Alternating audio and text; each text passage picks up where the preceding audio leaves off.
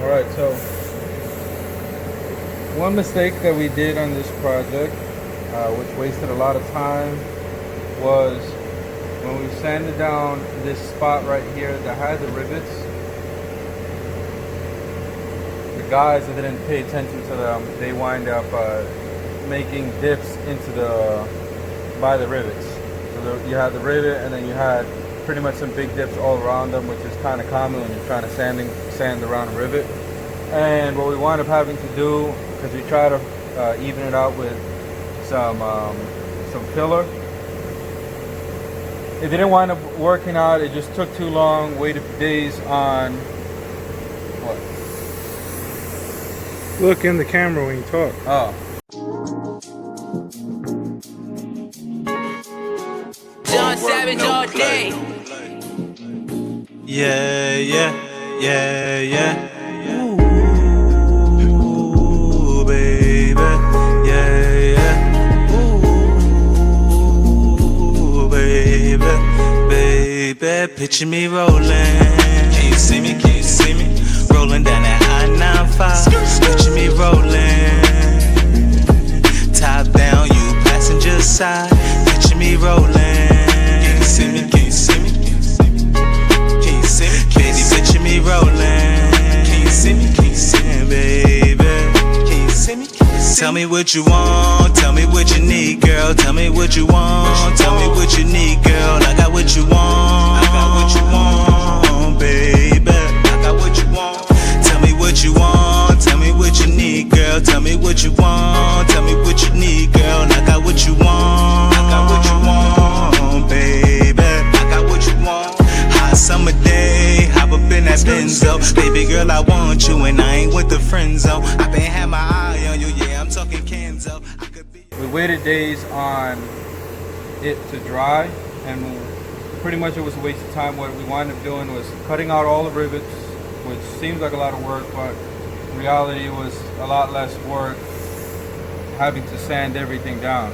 So we took all the rivets off, that's why you won't see any, and then we were able to just pretty much float the filler.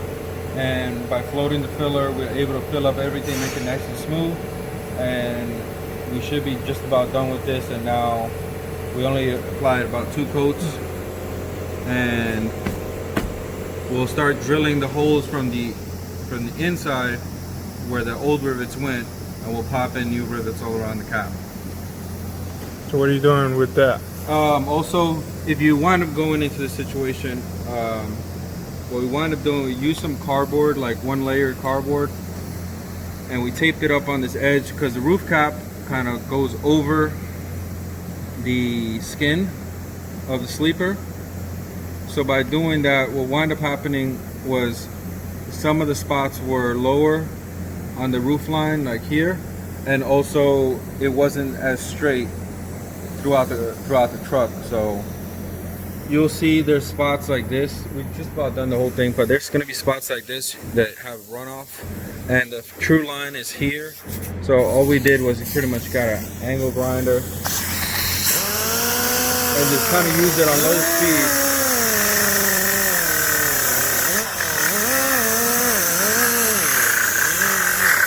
And then we can create our line that way. It does a pretty good job, and as long as you take your time, like really take your time, you can create a really nice line as close to factory as possible.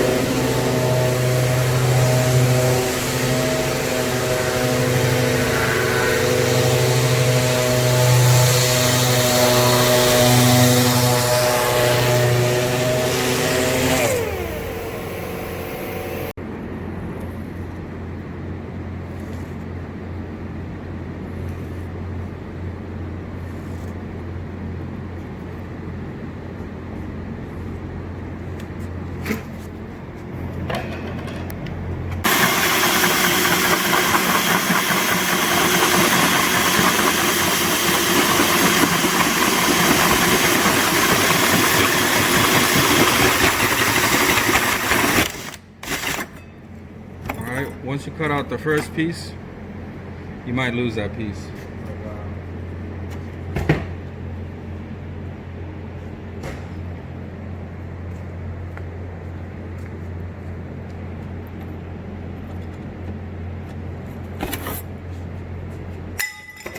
You still need to cut out this foam. Best way to do it is just kind of just take a couple quick spins.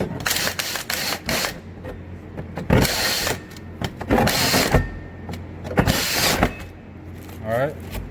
You gotta be careful. Just be careful, don't go crazy because you can mess up that interior on the inside.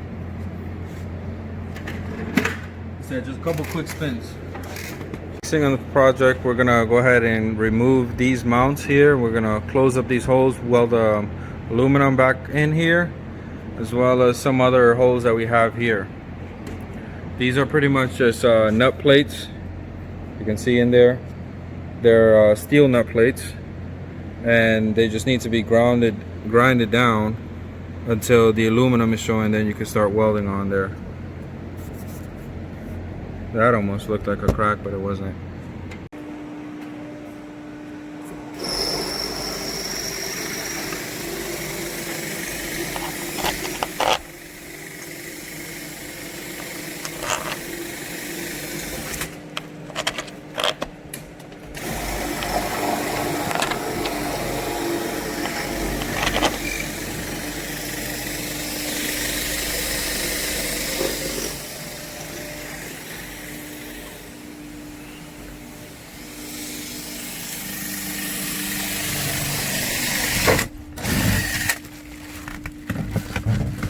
Sorry, don't mind me. Lift that up.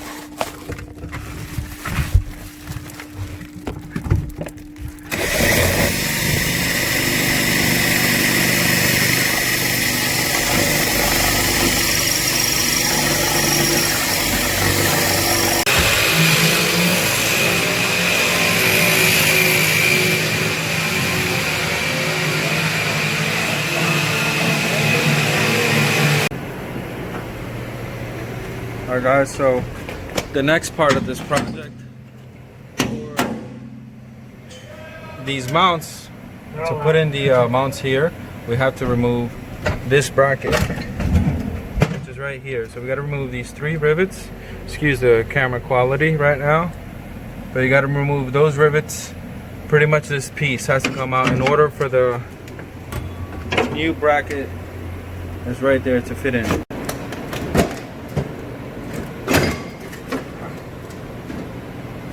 Alright guys, so this is an rusty piece out of the pillar. We're going to cut this out and we're going to put in a new piece in there. Right, so we have the 2 A-arms here. These are the front A-pillars that pretty much run along from here to here. And this is off of the newer style that is Unibuilt. And this is off the older style, which is pretty much on this truck is the 87.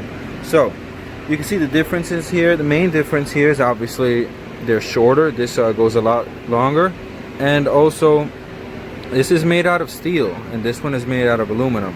So big difference in as far as strength goes. They're practically identical. The only difference is, like I said, are those 2. The other thing worth mentioning is the thickness of these are definitely not the same. The steel seems to be a little bit thicker. If I was to guess, that's about an eighth, or just a little bit thicker than an eighth. And yeah, this is an eighth as well, but this is thicker than an eighth. Not as much as 3/16, but just a little bit higher than an eighth.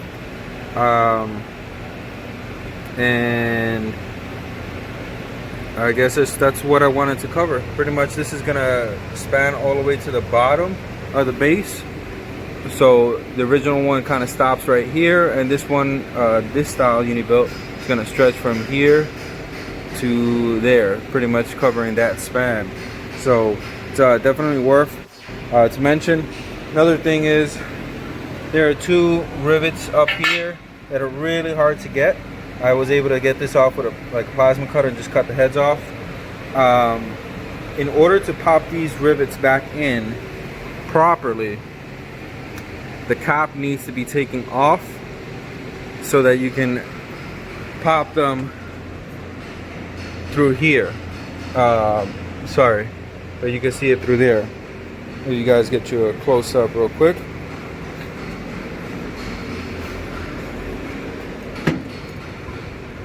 Anyways, what I was saying is, in order for you to pop those rivets, cap has to be off in order for you to even fit a gun back there to pop those rivets off. So not wanting to do that, so I'm gonna figure out what I'm gonna wind up doing.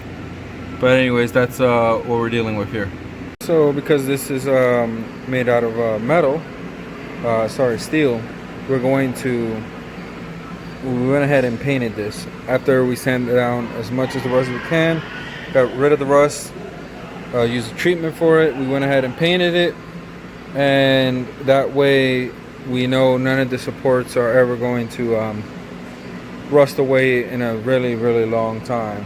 We're gonna go ahead and put a clear coat, a couple coats of clear over this paint to make sure, just to make that last a lot more longer. When the steel touches the aluminum, you won't get that corrosion. Alrighty.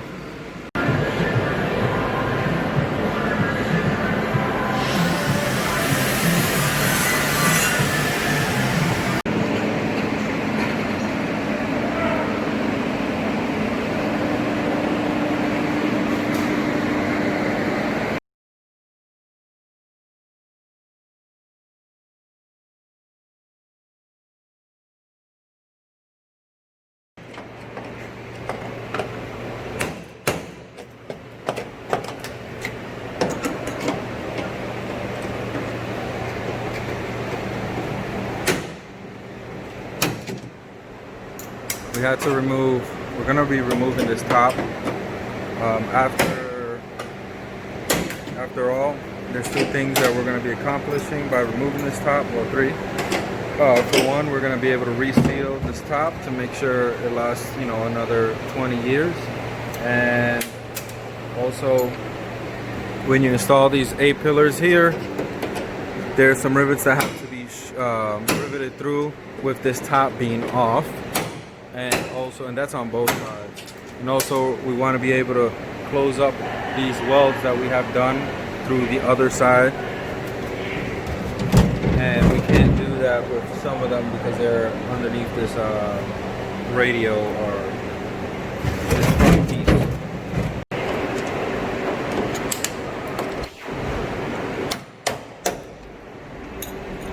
Alright, so this side pretty much ready to come out. Got one more layer here, and on the other side, we got two more rivets in the back to punch out. That'll be it. And, we had to get these pieces out. There were riv nuts. And for the most those part, have to come off because they're riveted onto this skin and the another reinforcement piece.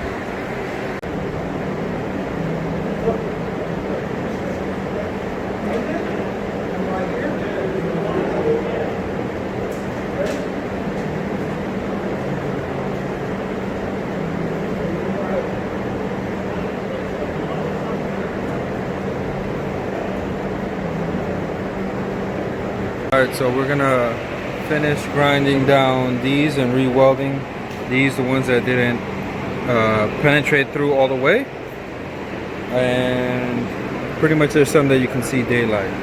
So this is a roof cap, and that is the cab over there. So that's what we're gonna do. We're gonna make sure we weld on this side, weld on the other side, make sure it's nice and grand and clean. And this thing should pretty much be able to hold water.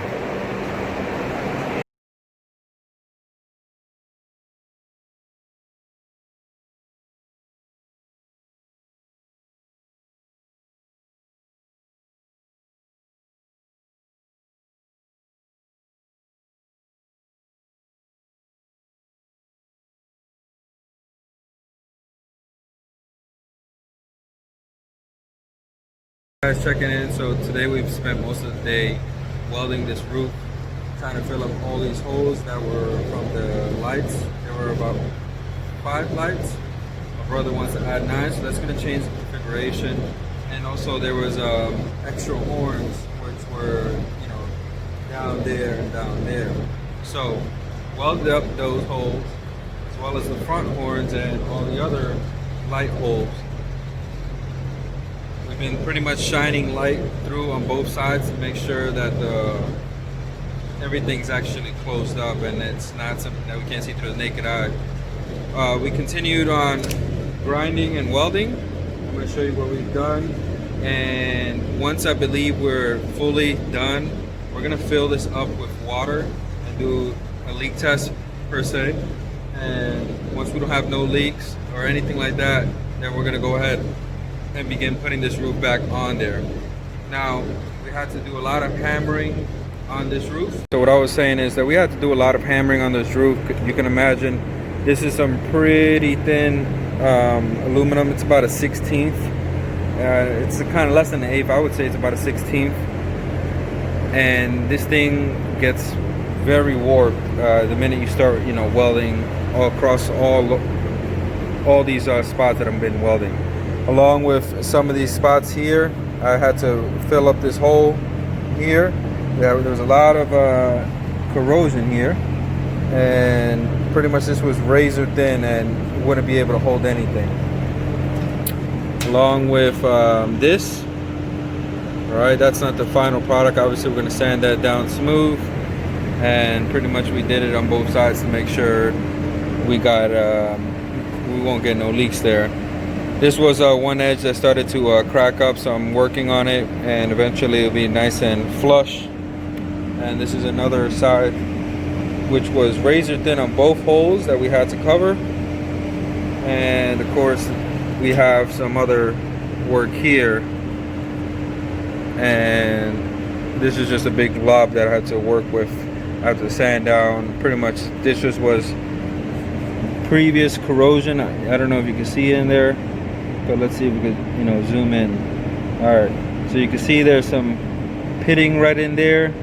What happened is somebody decided to put some steel plates on to cover the aluminum holes, and when steel and aluminum go together, that's no bueno. So that's what happened there. And pretty much I honestly wish we would have got a new top, but right now the company Truck Shrouds do not make any cab parts, so I would have to got a fiberglass one, and the fiberglass ones range from like $600, so didn't want to wait so much on the time, and it was a little bit $600 didn't want to spend on a product that wasn't going to be made out of metal, so decided to work with what we got. It's been pretty much spending the whole day doing this, and probably going to spend a little bit of tomorrow to finish it all to the final result. Besides that, we still have to remove a lot of this old sealant that's all around there, so that we can apply some new sealant to cap the roof off over there. I say this, welding aluminum is hard for sure, and welding thin aluminum is just a whole nother ball game. So don't mind what you see here. I did spend the whole day just pretty much doing this and making sure I go over my work quite a bit. So don't be if you're doing something similar like this and you feel like it's not possible, don't give up. Come back to it. Adjust your settings on your welder, and keep going at it. Little by little, you'll get there.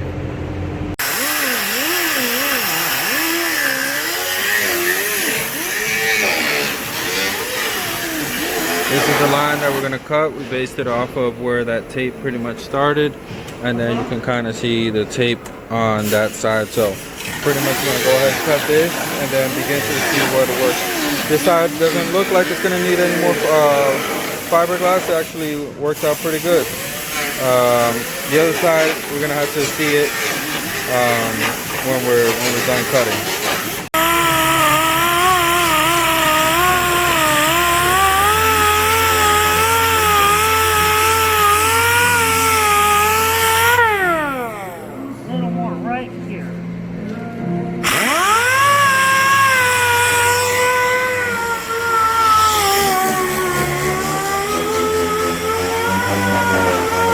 Alright guys, so we're beginning to weld these holes here, these big holes. So what we've done is pretty much throw some glauber on there. We have these little pieces we cut of aluminum, and we put them on the back side. Since this is so thin, we're gonna grind this out once we're done and this is cooled down properly. We'll just do 2 at a time, not at the same spot, just like that. We'll begin doing the same on those using these little pieces, and we just use some vice grips to secure them in the back while we weld. So we'll get to the grinding. Alright, after some sanding, this is what it looks like. We're gonna fix that curvature there. I'm gonna use a little thing like this and get up in there and fix that curve.